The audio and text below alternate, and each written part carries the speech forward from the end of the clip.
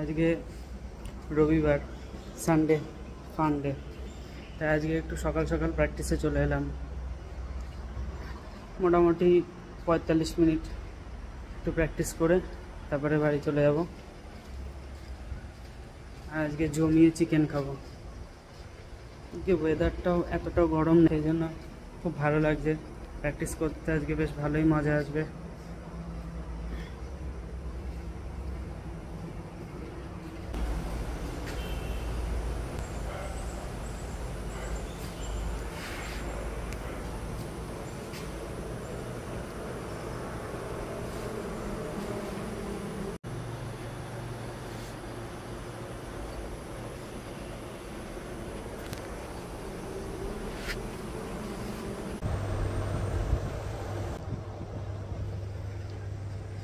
Practice complete.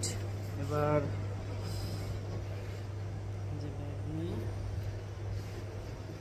বাড়ি। আজকের মতো এই অবধি। চলো আবার নেক্সট ভিডিওতে দেখা হবে।